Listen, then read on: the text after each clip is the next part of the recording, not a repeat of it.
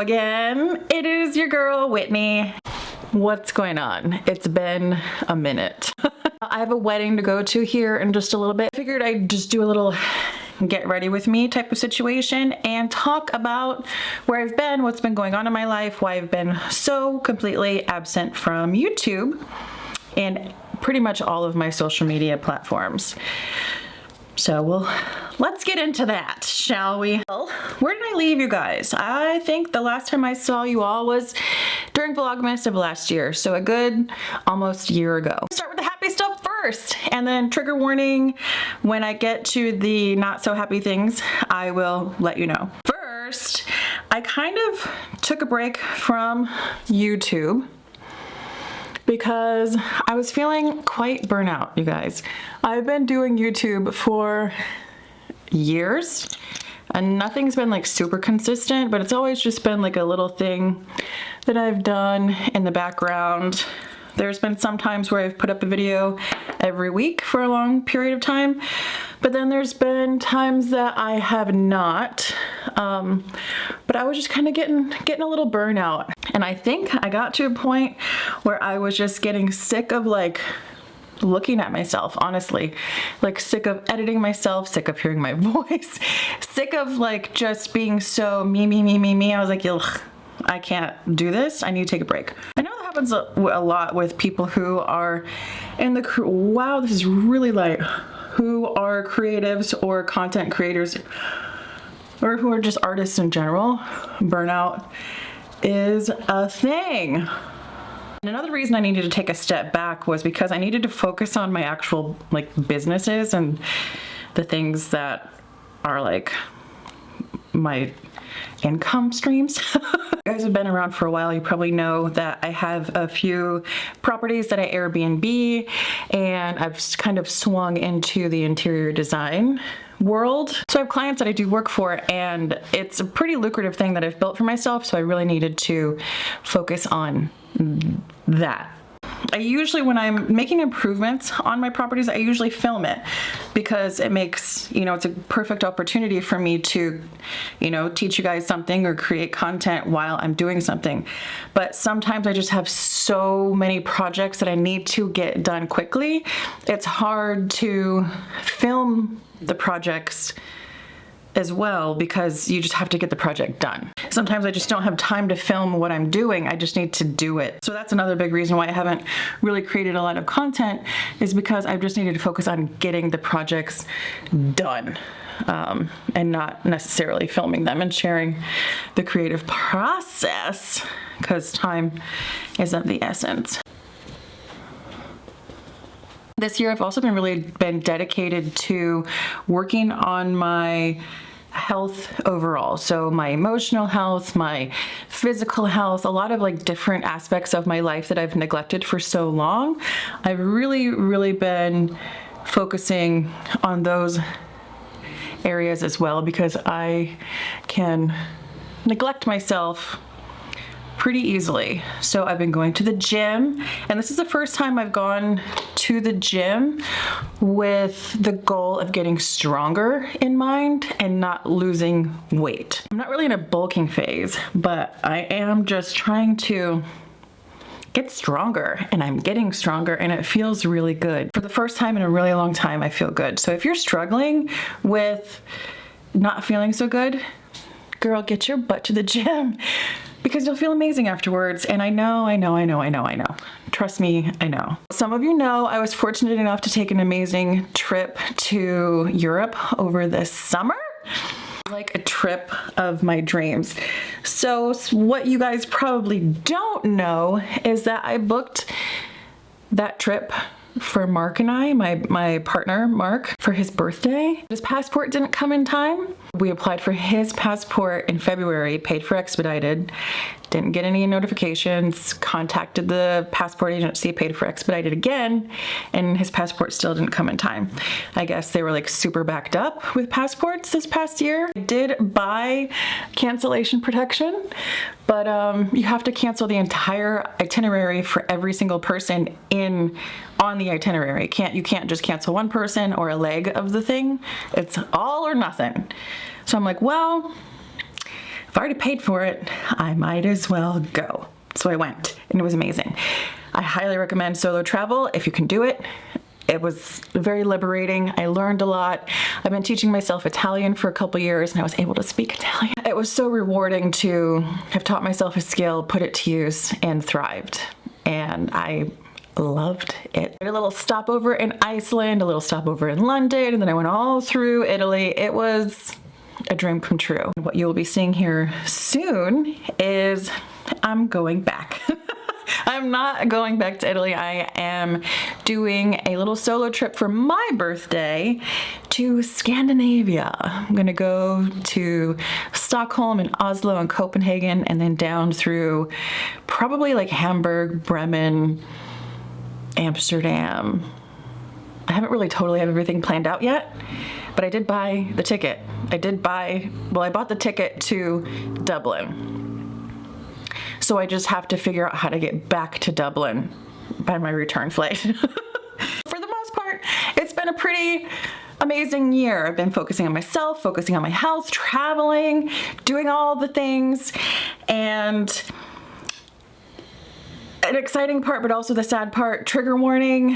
I don't really know how to say a trigger warning for this, but I got pregnant, and then unfortunately I got unpregnant. So that's kind of the major thing that happened that was like, took me out for a while. Kind of really just want to talk to you guys about it because miscarriage is not spoken about very often, and it's pretty crazy because we definitely need to speak about it with each other, because it's not like cliche anymore. Like it happens, and it's so common. Before I had my miscarriage, I knew my mom had had a miscarriage, but I didn't know anybody else. And now that I've had a miscarriage, every woman that I speak to has had one. Now everyone I know has gone through a miscarriage. It's like, why doesn't nobody talk about this? The women I speak to who are older than me in their 50s and 60s who've had a miscarriage, you know, in the 80s, it was not spoken about, and they still have a heavy guilt. They feel like they did something wrong when miscarriage is so extremely common. Something that I did learn that kind of helped me cope a little bit was that my OB told me that 9 times out of 10, 99% of the time, a miscarriage happens because there's a chromosomal issue with the embryo or the fetus, depending upon what stage it's in. So it's nothing that I did wrong. If you've had one, it's nothing that you did wrong. It's just a chromosomal issue, and our bodies are smart enough to know that there's something wrong, get rid of it. And I was not prepared. Well, I was not prepared to be pregnant, and I was not prepared to have a miscarriage. And something, again, this is big trigger warning. Something that they really don't talk to you about is online, it'll say, once you have a miscarriage, it'll say the tissue will pass at some point. You know, I don't know. I'm not a doctor. I'm not going to tell you how long. It's like a week, 2 weeks. If the tissue hasn't passed within a couple weeks, you need to go to the doctor. Tissue in my head is, I don't even know. I don't even know what tissue means in my head. In reality, you go through labor because you have to deliver the little baby growing inside.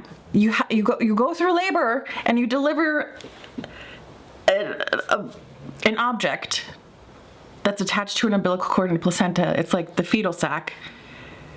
Nobody told me that this was going to happen. Nobody told me I was going to be having contractions. Nobody told me that in the middle of lunch I would stand up and it would feel like all of my blood was falling out of me at once. I know this is a lot, but we need to talk about it. We need to take the stigma away from it because this is real and it happens to a lot of us, most of us. I have physically recovered from the miscarriage.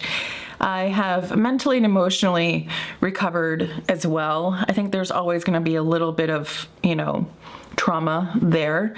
But for the most part, I've pretty much recovered emotionally. The thing that took the longest was recovering hormonally. My goodness, like your body is creating so much, I think it's called HCG, which is like a human growth hormone, like you're growing a baby inside of you. Your body's producing so much of this hormone that afterwards your body needs to like get rid of it. And that took a long time for me. It took me a really long time to get my periods back. It is not a fun process. And if you've been through a miscarriage, if you're going through one now, I am sincerely, I'm there with you, because it's horrendous. And I understand your pain, and we need to talk about this more. I know you guys came to like a DIY channel, and here I am talking about my periods and miscarriages, but you know what? Sometimes that just needs to happen. Like real life needs to be infused, because it's not all rainbows and sunshine all the time that you see on the internet. Just trying to keep it real with y'all. So the last thing on the negative train was, after my miscarriage, I felt really motivated to get back to the gym, because when I was pregnant, I was so tired all the time. I couldn't really get off the couch, and then miscarried, pretty much sad for like a month in the bed. And then I recovered, decided to hit the gym really hard, worked out a little too hard, a little too aggressive, and I compromised my immune system and got COVID. So it's been a whirlwind of a few months. Got this really pretty eyeshadow from a company in Florence called Clio. Watch, guys, just watch. It's so pretty. It's kind of like a duochrome cream shadow. But it's really like a one shadow look, and it has a ton of dimension. You just swipe it on with your finger. How crazy. Like, look at that. Nice. Ooh, so glamorous. Should I do a black eyeliner? Oh my God, should I do it? Should I do it? Wow. Now you know what's going on with me for the past year. I'm here to tell you, I'm feeling a little bit excited about making some YouTube videos. I haven't felt excited in a long time, but I'm kind of feeling excited again. I have a whole list of videos I want to make, but do I have the energy to make them? So I'll show you my dress. I got a dress from Amazon. It's super simple. But I ordered shoes, like little kitten heels. They're too small. So I have to figure out some shoes to go with it. And I gotta leave here in a half an hour. Let me put my dress on and we'll figure out some shoes. So this is the dress. It's a little short in the arms, but that's okay. Don't ask me why I have these, because I don't know why I have these. We're ready? I need jewelry. I'm gonna wear these. I'm gonna feel like a superhero. I've made it. I'm wearing the boots. I don't really wanna go in there. I don't know why. I just don't. I never dress up like this and I feel so uncomfortable. But I gotta get out of my comfort zone.